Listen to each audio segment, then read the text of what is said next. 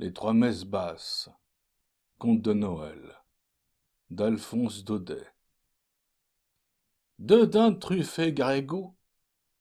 Oui, mon révérend. Deux dindes magnifiques bourrées de truffes. J'en sais quelque chose, puisque c'est moi qui ai aidé à les remplir.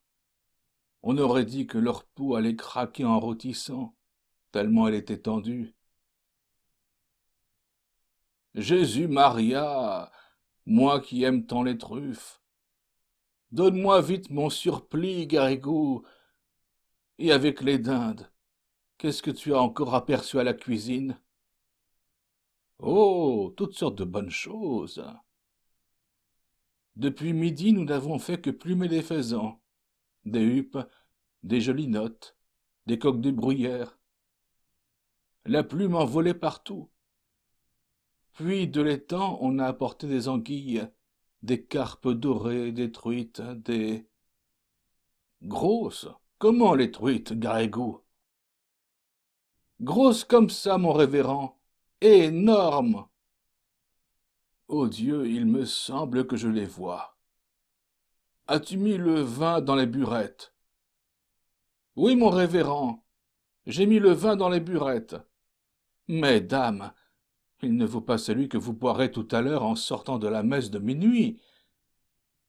Si vous voyez cela dans la salle à manger du château, toutes les carafes qui flambent, pleines de vin de toutes les couleurs, et la vaisselle d'argent, les surtout ciselés, les fleurs, les candélabres.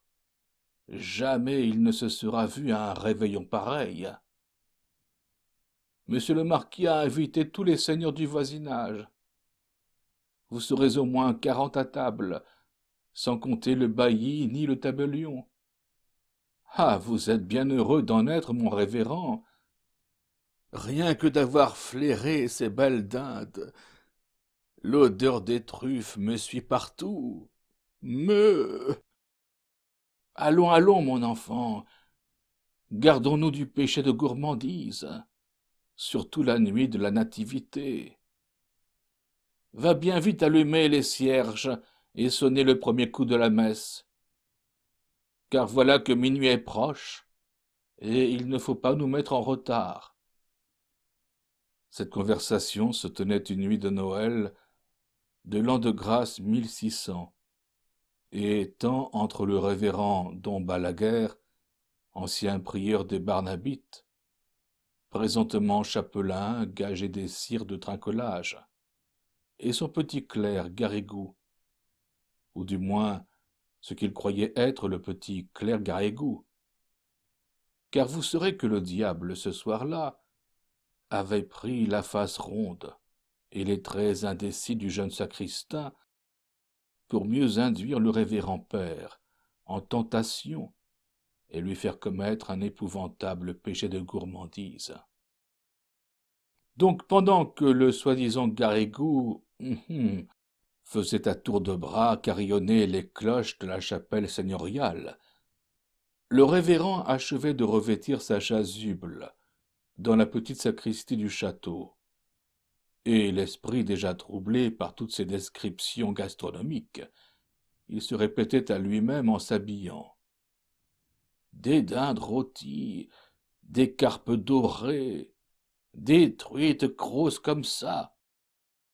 Dehors le vent de la nuit soufflait en éparpillant la musique des cloches, et à mesure des lumières apparaissaient, dans l'ombre, au flanc du mont Ventoux, en haut duquel s'élevaient les vieilles tours de trinquelage.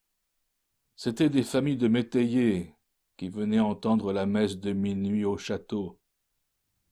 Ils grimpaient la côte en chantant par groupes de 5 ou 6, le père en avant, la lanterne en main, les femmes enveloppées dans leurs grandes mantes brunes, où les enfants se serraient et s'abritaient. Malgré l'heure et le froid, tout ce brave peuple marchait allègrement, soutenu par l'idée qu'au sortir de la messe, il y aurait comme tous les ans table mise pour eux en bas dans les cuisines. De temps en temps, sur la rue de montée, le carrosse d'un seigneur, précédé de porteurs de torches, faisait miroiter ses glaces au clair de lune. Ou bien une mule trottait en agitant ses sonnailles, et à la lueur des falouz enveloppés de brume, les métayers reconnaissaient leur bailli et le saluaient au passage. « Bonsoir, bonsoir, maître Arnoton. »« Bonsoir, bonsoir, mes enfants. » La nuit était claire. Les étoiles avivaient de froid. La bise piquait, et un fin grésil, glissant sur les vêtements sans les mouiller, gardait fidèlement la tradition des Noëls blancs de neige. Tout en haut de la côte, le château apparaissait comme le but, avec sa masse énorme de tours, de pignons, le clocher de sa chapelle, montant dans le ciel bleu-noir, et une foule de petites lumières qui clignotaient, allaient, venaient, s'agitaient à toutes les fenêtres, et ressemblaient, sur le fond sombre du bâtiment, aux étincelles courant dans des cendres de papier brûlé. Passé le pont-levis et la poterne, il fallait, pour se rendre à la chapelle, traverser la première cour, pleine de carrosses, de valets, de chaises à porteurs, toute claire du feu des torches et de la flambée des cuisines. On entendait le tintement des tournebroches, le fracas des casseroles, le choc des cristaux et de l'argenterie remuée dans les apprêts d'un repas. Par là-dessus, une vapeur tiède, qui sentait bon les chairs rôties, et les herbes fortes des sauces compliquées, faisait dire aux métayers, comme au chapelain, comme au bailli, comme à tout le monde, quel bon réveillon nous allons faire après la messe. Drulindin din, drulindin din. C'est la messe de minuit qui commence. Dans la chapelle du château, une cathédrale en miniature, aux arceaux entrecroisés, aux boiseries de chêne, montant jusqu'à hauteur des murs. Les tapisseries ont été tendues, tous les cierges allumés. Et que de monde, et que de toilettes!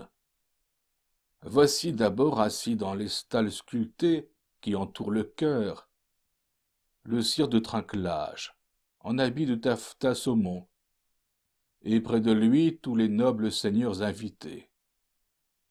En face, sur des prie-dieu, garnis de velours, ont pris place la vieille marquise douairière, dans sa robe de brocart couleur de feu, et la jeune dame de trinquelage, coiffée d'une haute tour de dentelle gaufrée, à la dernière mode de la cour de France. Plus bas, on voit, vêtus de noir, avec de vastes perruques en pointe, et des visages rasés, le bailli Thomas Arnoton, et le tabellion maître Ambroise, de notes graves parmi les soies voyantes, et les damas brochées. Puis viennent les gras majordomes, les pages, les piqueurs, les intendants, Dame Barbe. Toutes ces clés pendues sur le côté à un clavier d'argent fin. Au fond, sur les bancs, c'est le bas-office, les servantes, les métayers avec leurs familles. Et enfin là-bas, tout contre la porte qu'ils entr'ouvrent et referment discrètement, messieurs les marmitons qui viennent entre deux sauces, prendre un petit air de messe, et apporter une odeur de réveillon dans l'église, tout en fête, et tiède de tant de cierges allumés. Est-ce la vue de ces petites barrettes blanches qui donnent des distractions à l'officiant? Ne serait-ce pas plutôt la sonnette de Garrigou, cette enragée petite sonnette qui s'agite au pied de l'autel, avec une précipitation infernale, et semble dire tout le temps « Dépêchons-nous, dépêchons-nous ! Plus tôt nous aurons fini, Plutôt nous serons à table. Le fait est que chaque fois qu'elle tinte, cette sonnette du diable, le chapelain oublie sa messe et ne pense plus qu'au réveillon. Il se figure les cuisiniers en rumeur, les fourneaux où brûle un feu de forge, la buée qui monte des couvercles entr'ouverts, et dans cette buée 2 dindes magnifiques, bourrées, tendues, marbrées de truffes. Ou bien encore il voit passer des files de pages, portant des plats enveloppés de vapeurs tentantes. Et avec eux il entre dans la grande salle déjà prête pour le festin. Ô délices! Voilà l'immense table, toute chargée et flamboyante.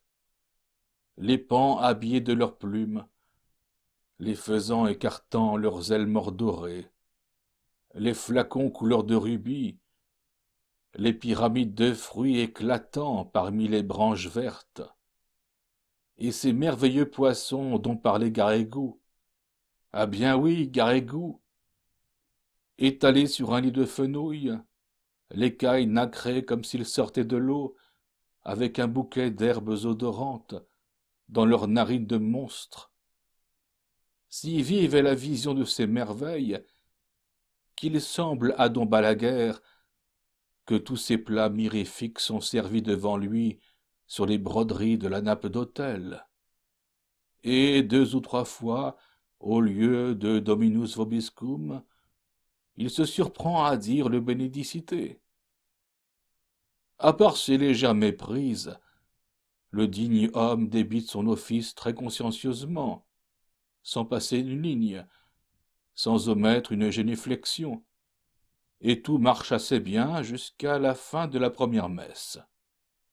Car vous savez que le jour de Noël, le même officiant doit célébrer 3 messes consécutives. Et d'une, se dit le chapelain avec un soupir de soulagement. Puis, sans perdre une minute, il fait signe à son clerc, ou celui qu'il croit être son clerc, et... Drolidine, din, drolidine, din. C'est la seconde messe qui commence, et avec elle commence aussi le péché de Don Balaguer. Vite, vite, dépêchons-nous, lui crie de sa petite voix aigrelette la sonnette de Garrigou. Et cette fois le malheureux officiant, tout abandonné aux démons de gourmandise, se rue sur le missel et dévore les pages avec l'avidité de son appétit en surexcitation. Frénétiquement il se baisse, se relève, esquisse le signe de croix, les génuflexions, raccourcit tous ses gestes pour avoir plus tôt fini. À peine s'il étend ses bras à l'Évangile, s'il frappe sa poitrine au confiteor. Entre le clerc et lui, c'est à qui bredouillera le plus vite. Versets et réponses se précipitent, se bousculent.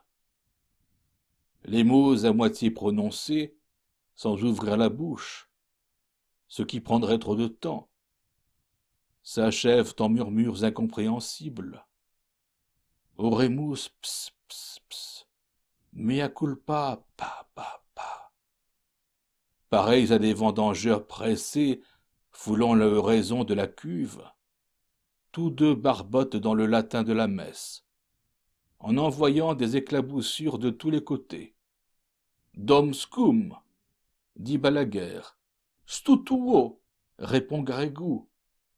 Et tout le temps la damnée petite sonnette est là, qui tinte à leurs oreilles, comme ces grelots qu'on met aux chevaux de poste pour les faire galoper à la grande vitesse. Pensez que de ce train-là, une messe basse est vite expédiée. Et de 2, dit le chapelain tout essoufflé. Puis, sans prendre le temps de respirer, rouge, suant, il dégringole les marches de l'autel et... Drolidine din, drolidine din. C'est la 3e messe qui commence. Il n'y a plus que quelques pas à faire pour arriver à la salle à manger. Mais hélas, À mesure que le réveillon approche, l'infortuné Balaguer se sent pris d'une folie d'impatience et de gourmandise. Sa vision s'accentue. Les carpes dorées, les dindes rôties sont là. Là, il les touche, il les... Ô Dieu! Les plats fument, les vins embaument, et secouant son grelot enragé, la petite sonnette lui crie « Vite, vite, encore plus vite !» Mais comment pourrait-il aller plus vite? Ses lèvres remuent à peine. Il ne prononce plus les mots.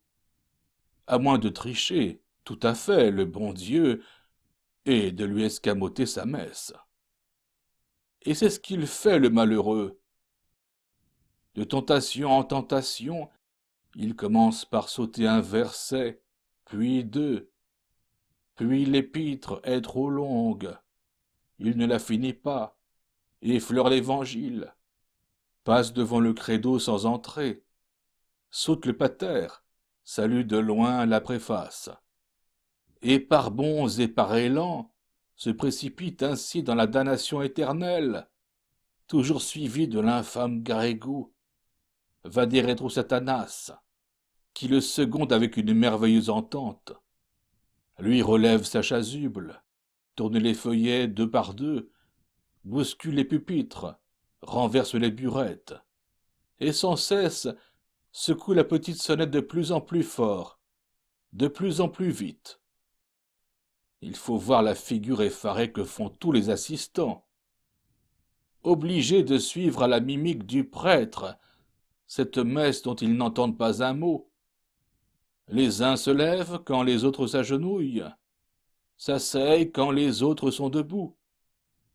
Et toutes les phases de ce singulier office se confondent sur les bancs dans une foule d'attitudes diverses. L'étoile de Noël en route dans les chemins du ciel, là-bas, vers la petite étable, pâlit d'épouvante en voyant cette confusion.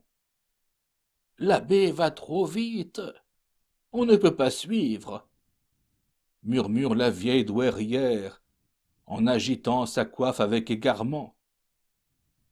Maître Arnoton, ses grandes lunettes d'acier sur le nez, cherche dans son paroissien où diantre on peut bien en être. Mais au fond, tous ces braves gens, qui eux aussi pensent à réveillonner, ne sont pas fâchés que la messe aille ce train de poste. Et quand Dom Balaguer, la figure rayonnante, se tourne vers l'assistance en criant de toutes ses forces « Ita missa est !» il n'y a qu'une voix dans la chapelle pour lui répondre un « Deo gratias » si joyeux, si entraînant, qu'on se croirait déjà à table au premier toast du réveillon. 5 minutes après, la foule des seigneurs s'asseyait dans la grande salle, le chapelain au milieu d'eux. Le château, illuminé de haut en bas, retentissait de chants, de cris, de rires, de rumeurs. Et le vénérable Dom Balaguer plantait sa fourchette dans une aile de gelinotte, noyant le remords de son péché sous des flots de vin du pape et de bons jus de viande. Tant il but et mangea, le pauvre saint homme, qu'il mourut dans la nuit d'une terrible attaque, sans avoir eu seulement le temps de se repentir. Puis au matin, il arriva dans le ciel, encore tout en rumeur des fêtes de la nuit. Et je vous laisse à penser comme il y fut reçu. Retire-toi de mes yeux, mauvais chrétien, lui dit le souverain juge, notre maître à tous.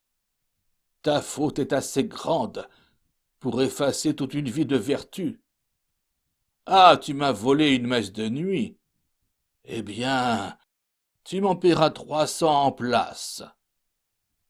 Et tu n'entreras en paradis que quand tu auras célébré dans ta propre chapelle ces 300 messes de Noël en présence de tous ceux qui ont péché par ta faute et avec toi. Et voilà la vraie légende de Dom Balaguer, comme on la raconte au pays des Olives. Aujourd'hui, le château de Trinquelage n'existe plus, mais la chapelle se tient encore droite, tout en haut du mont Ventoux, dans un bouquet de chênes verts. Le vent fait battre sa porte disjointe. L'herbe encombre le seuil. Il y a des nids aux angles de l'autel, et dans l'embrasure des hautes croisées, dont les vitraux coloriés ont disparu depuis longtemps. Cependant, il paraît que tous les ans à Noël, une lumière surnaturelle erre parmi ces ruines, et qu'en allant aux messes et aux réveillons, les paysans aperçoivent ce spectre de chapelle éclairé de cierges invisibles qui brûle au grand air, même sous la neige et le vent. Vous en rirez si vous voulez, mais un vigneron de l'endroit, nommé Garrigue, sans doute un descendant de Garrigou, m'a affirmé qu'un soir de Noël, se trouvant un peu en ribote, il s'était perdu dans la montagne, du côté de Trinquelage, et voici ce qu'il avait vu. Jusqu'à 11 heures, rien. Tout était silencieux, éteint, inanimé. Soudain, vers minuit, un carillon sonna tout en haut du clocher. Un vieux carillon qui avait l'air d'être à 10 lieues. Bientôt, dans le chemin qui monte, Garrigue vit trembler des feux, s'agiter des ombres indécises. Sous le porche de la chapelle, on marchait, on chuchotait. « Bonsoir, maître Arnoton. Bonsoir, bonsoir, mes enfants. » Quand tout le monde fut entré, mon vigneron, qui était très brave, s'approcha doucement et, regardant par la porte cassée, eut un singulier spectacle. Tous ces gens qu'il avait vus passer étaient rangés autour du chœur, dans la nef en ruine, comme si les anciens bancs existaient encore. De belles dames en brocart avec des coiffes de dentelle, des seigneurs chamarrés du haut en bas, des paysans en jaquettes fleuries, ainsi qu'en avaient nos grands-pères. Tous l'air vieux, fanés, poussiéreux, fatigués. De temps en temps, des oiseaux de nuit, hôtes habituels de la chapelle, réveillés par toutes ces lumières, venaient rôder autour des cierges, dont la flamme montait droite et vague, comme si elle avait brûlé derrière une gaze. Et ce qui amusait beaucoup Garrigue, c'était un certain personnage à grandes lunettes d'acier, qui secouait à chaque instant sa haute perruque noire, sur laquelle un de ces oiseaux se tenait droit, tout empêtré, en battant silencieusement des ailes. Dans le fond, un petit vieillard de taille enfantine, à genoux, au milieu du chœur, agitait désespérément une sonnette sans grelot et sans voix, pendant qu'un prêtre, habillé de vieil or, allait et venait devant l'autel, en récitant des oraisons dont on n'entendait pas un mot. Bien sûr, c'était Dom Balaguer, en train de dire sa 3e messe basse.